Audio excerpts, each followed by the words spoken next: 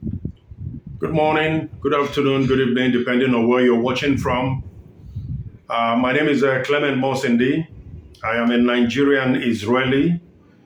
Um, I'm recording this message from Holon, in the southern part of Tel Aviv, where I live, under the barrage of missiles and bombs. I thought I should shed light on, the recent development in the Middle East, specifically the ongoing war between Hamas and the State of Israel. Um, I decided to opt for this, medium of communication because I felt it would be more effective as opposed to my usual posts on Facebook by texts. Sometimes, if you want to, deliver some core messages, the underlying theme could get lost in between texts. So I felt it would be more effective to communicate making a video recording. Anyway, I'll also have like to use this opportunity to thank members of my family and friends who've reached out to me and my family to inquire how we're doing in this very difficult time in the state of Israel. We are certainly at war. It is not a pleasant experience, but I would like to use this medium to give you assurances that we're fine. Israel is, more or less synonymous, the epicenter of war. Um, Rightly or wrongly so, it has built this reputation for itself. So over time, the state has very cleverly put some mechanisms in place or procedures that ensures the safety of civilians in times of war. So it's a simple, mechanism. It is not an urban warfare. I try to explain to people it's not really an urban warfare where, in the heart of town, soldiers are going from house to house and slaughtering people. That happened on Saturday for sure in the areas the terrorists were able to get to, but I will get to that. What happens is that for those of us who live in the heart of town, when a siren goes off, or if a missile is launched in the Gaza Strip, a siren goes off immediately after calculating the distance between the where it was deployed and where it will land. So the city where it will land, usually every municipal area have their own siren system.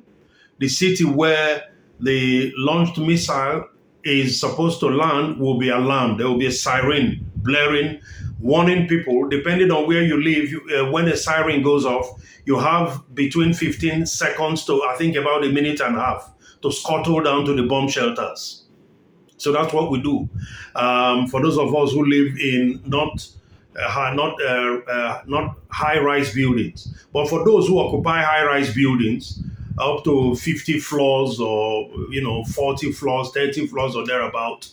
What they've done very cleverly within the last 15 years is that every building, between 15 to 20 years, every building that is a high-rise will have, its what we call barmat, but the bomb shelter enclosed within the apartment. So if you had 3 or 4 bedroom apartment, one of those rooms is a bomb shelter. So when the siren goes off, what you do is you and your family scuttling there to, take refuge and protect yourself. So as I make this recording, if a siren goes off, I may have to stop the recording abruptly to run for cover and then to come back later.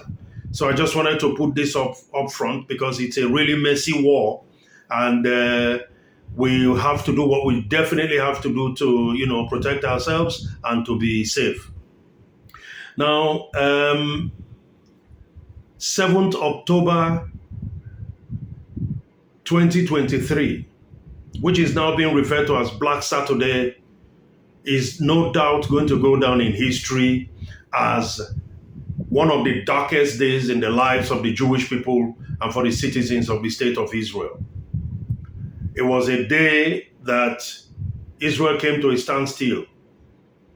The shock that Israelis got on that attack by Hamas unprovoked, unexpected, devastating attack on that Saturday, which is now being referred as Black Saturday. Nobody's been able to come over the shock. The shock is still, all over. You can still feel the shock. It is unprecedented. It has never happened.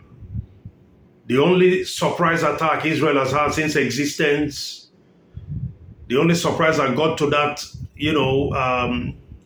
level of savagery and,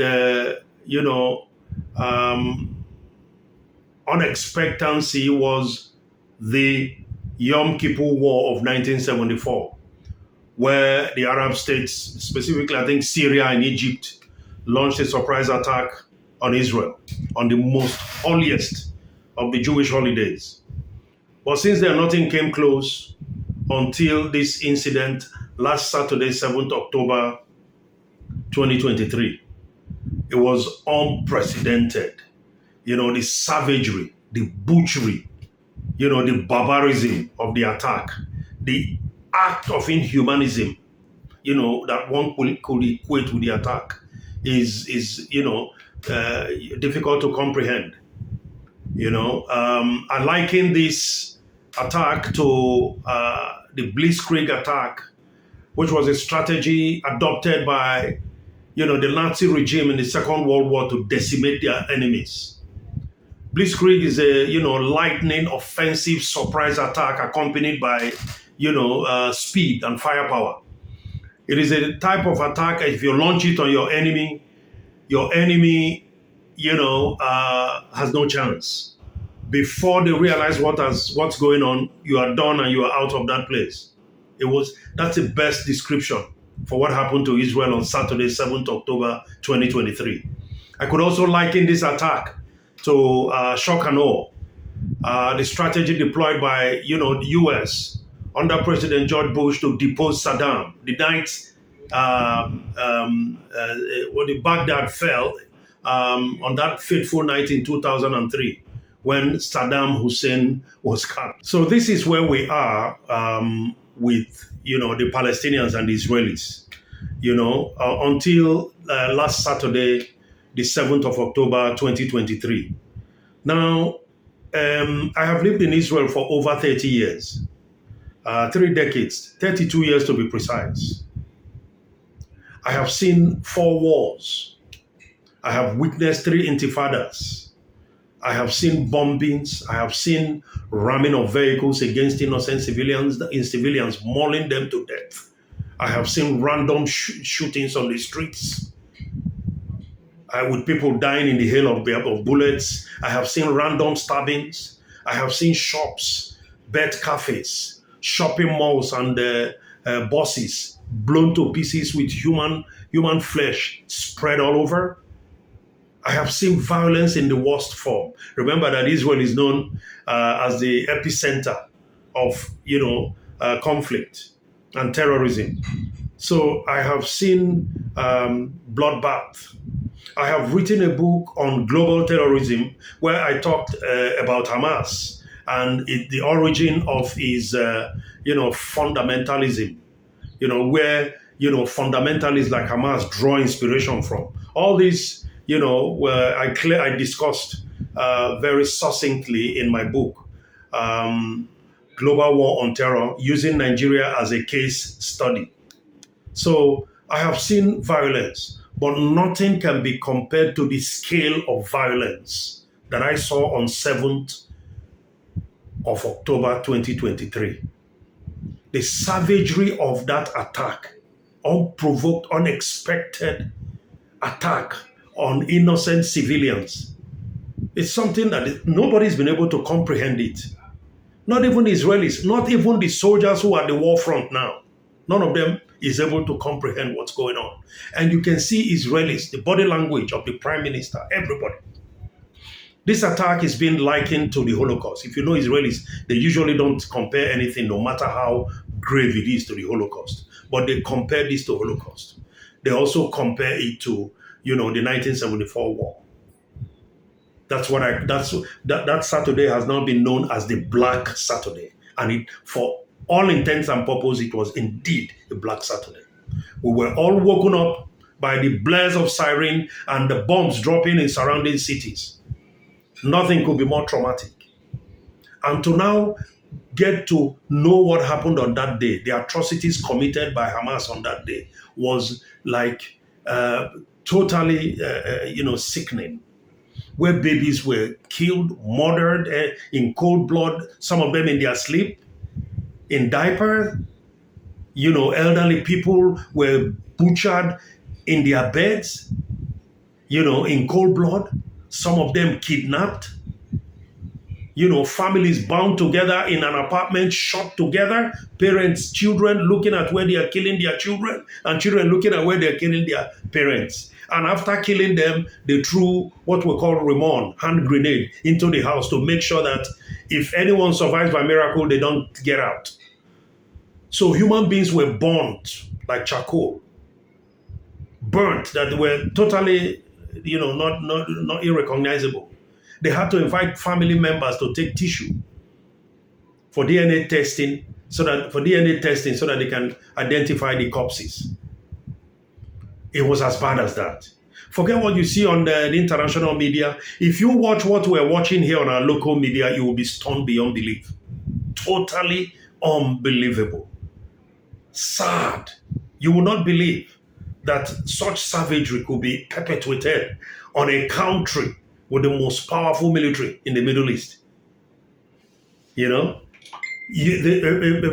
music festival that had teenagers, over 2,000 children, teenagers who's not even started to live their lives, most of them students, on holidays. And what was the party about? About peace. They were shot. The terrorists invaded. Hamas operatives invaded, shot them at the back while they were running for their lives in panic and sheer trauma. You just need to see the videos and see how nauseating it is. It's like Soweto, 1976, fire in Soweto relieved, where protesters were shot as they were running away, shot at their backs. Unarmed, innocent civilians. They were no combatants. Again, in a war, if you attack combatants, is in line with the Geneva Convention for the Rules of War and all international conventions. And it is the responsibility of combatants to protect innocent civilians. They should, under any circumstance, not be caught, in crossfire. So it was difficult to watch the harrowing pictures that was coming out from a Beeri, a Moshav, what we call Moshav, a settlement called Beeri. You will see soldiers like those who have been slaughtered, maimed already, brains blown up, dragged on the streets, spat on, trampled on with foot. Spat on, trampled on, dead body, all in an attempt to humiliate. I believe there is part of this that is inhuman. I believe there are more civilized ways to settle scores, resolve differences. I believe that Israel does not deserve what befell it on that day. I'm just speaking like a human being. I don't think anybody will see that incident and not be disturbed. It's the only reason why the Prime Minister have just taken the decision that everybody, just like Golda Meir did with the Munich Olympic massacre, the perpetrators of the Munich Olympics massacre, the War Cabinet just set up, has taken a decision that everybody who is associated, every Hamas person who is associated with this carnage will be taken out. It was a decision by the War Cabinet recently established. it was so hard to see young girls. Listen, I have two of my sons have successfully completed their, compulsory military service. Otherwise, they will be at the war front.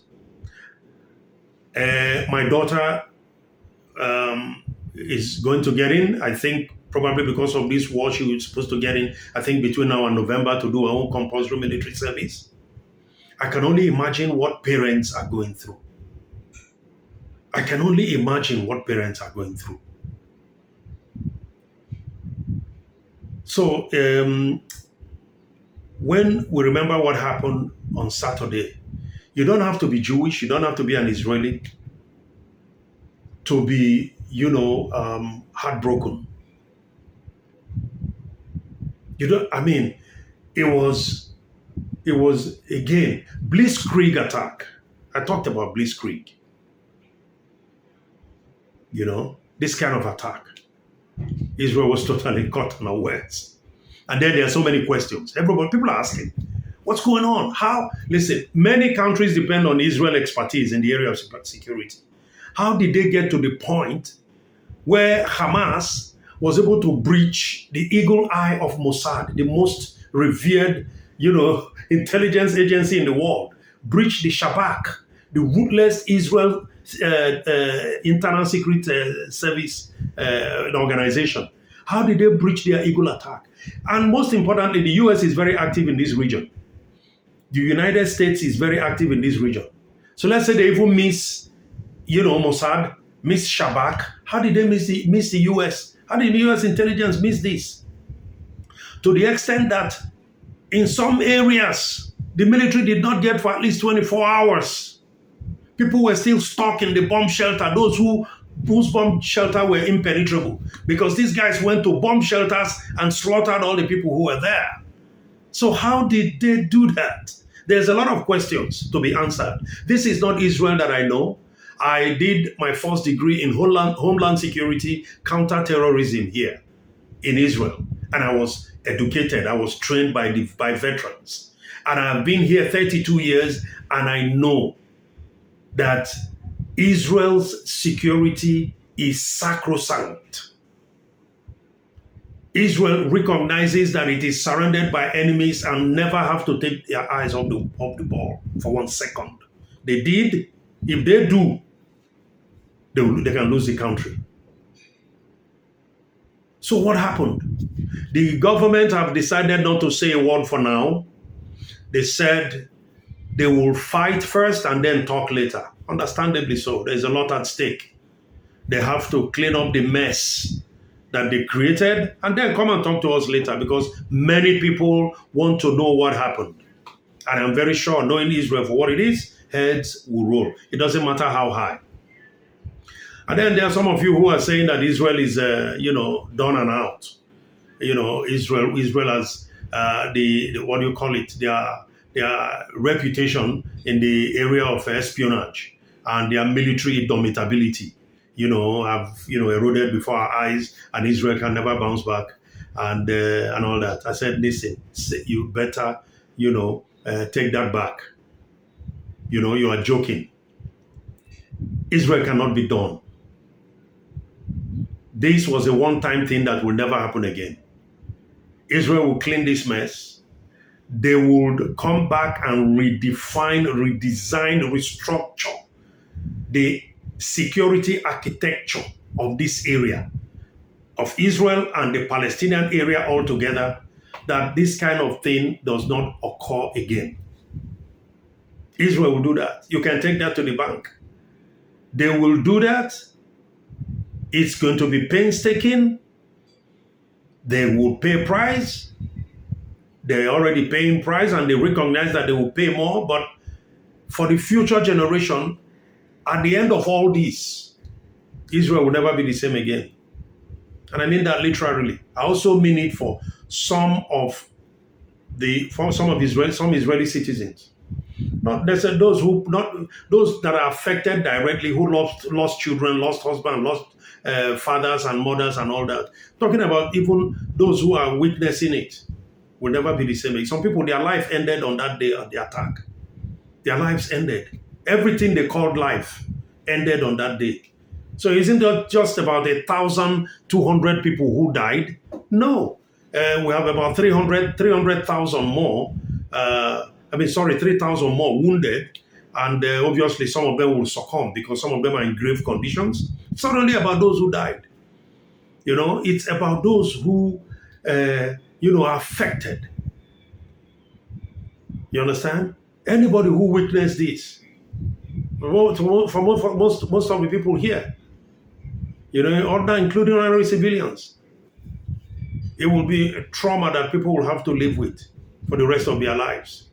There hasn't been anything of this magnitude in Israel. They compare it to the 1974 Yom Kippur War. I don't think it's even, basis for comparison there. So Israel will bounce back. I strongly believe that. But in saying that, I want to make a plea. The plea is to the Israelis and to the Palestinians. There are no real winners in war. No real winners. You can win war. The moment you cannot keep the peace, you live to fight another day. This conflict has dragged on for too long.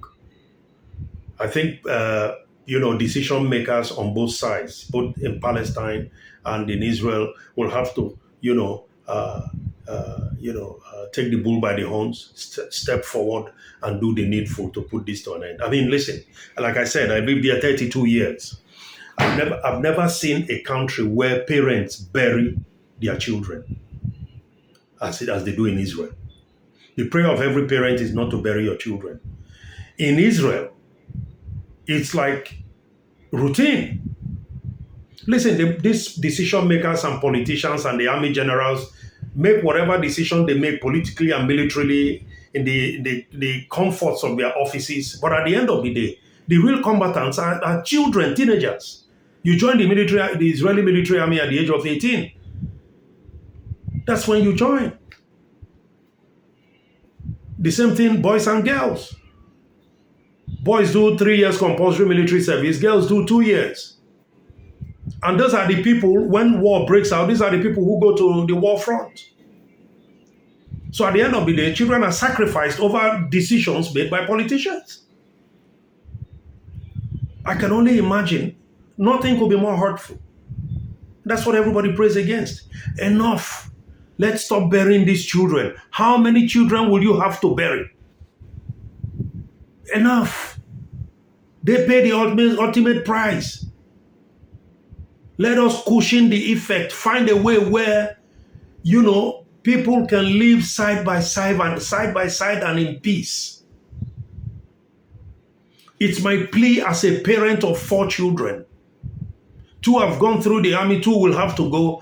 I don't want to bury anyone. I am just praying that we do the needful.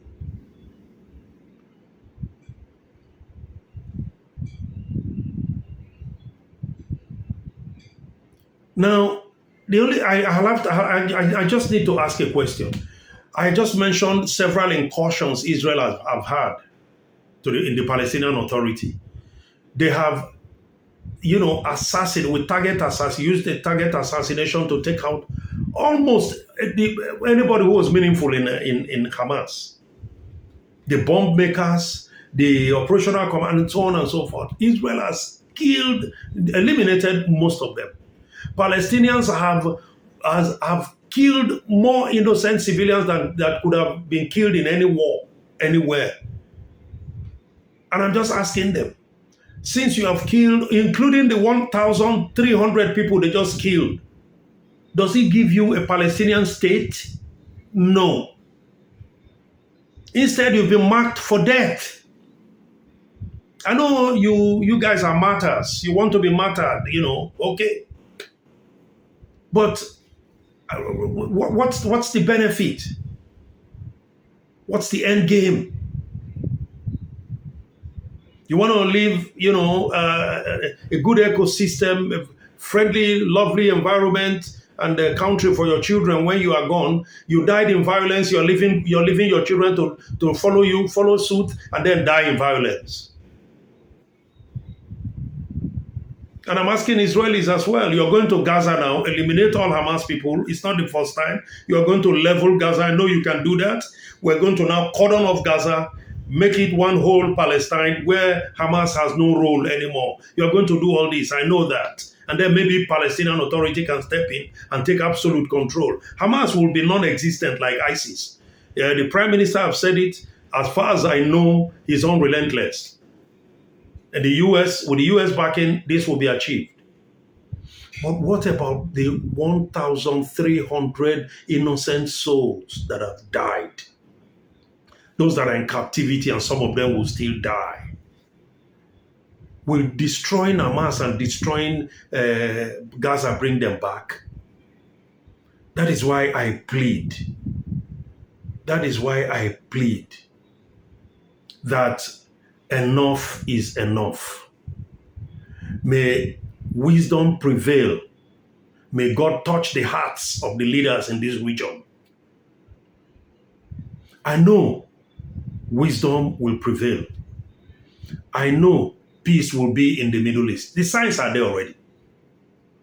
The signs are there already. For those who say Israel, lost its dominance, no way. Before this attack on the 27th of, on the 7th of October, do you know that the Arab states were falling collapsing like a pack of domino on the side of Israel, aligning with Israel against Iran and its allies in Lebanon and Syria. The entire Gulf, nations, including Saudi Arabia, they're all with Israel. In other words, there will no longer be a successful coalition, no matter how messy, how bloody this war is with Hamas. There will never be a successful coalition of Arab states against Israel anymore. They have been not even back channel, open friendly relations, particularly in trade and commerce, even security cooperation between most Arab states in the Middle East, in the region, and Israel, including Saudi Arabia, which was their rallying country where they all met, and which was the major sponsor of every, crisis or conflict against Israel. Before this Saturday attack, the U.S. was almost finalizing the, establishment of diplomatic relations between the two countries. And they've gone very far. Most of these things are not made open. So peace will return to this region. I am very confident. And I know that the Arab states will not rescind in their intentions, you understand, to make friendly ties with Israel for as long as Iran, you understand, is breathing down everybody's neck. I don't even want to talk about Israel's nuclear capability. Israel doesn't need its nuclear capability to decimate its enemies. It has more than, have you heard about 300,000 army reserve? 300 army. I don't know how many countries have that. In total, I'm not talking about, in total, in a particular time in a war, 300,000. Go and Google it. Very few countries have that. Maybe China and India. So I am confident our heart is bleeding here in Israel. I am also wishing that on the Palestinian side, that innocent civilians, because not everybody in Palestine is Hamas. Not everybody in Palestine is a Hamas, object or supporter. I'm also praying on that side that innocent civilians, especially children, the elderly, will not be caught in the crossfire. But I'm confident that Israeli military knows what to do. I only just plead that, wisdom will prevail. When, here, what we do, strictly follow the guidelines set up by the government. If a siren blows, we know where to go to take cover. We pray that it does not lead to urban warfare. So I'm also urging the Palestinians, wherever they are, do not be used as human shield. when they are coming for the bad guys, please, please, for the sake of your children and your elderly ones, heed to the advice of fleeing, non-sterile, path, the non-sterile areas marked for destruction. May God bring peace to the Middle East. May God bring peace to the land of Israel. May peace be with Israel and Jerusalem. Thank you. God bless.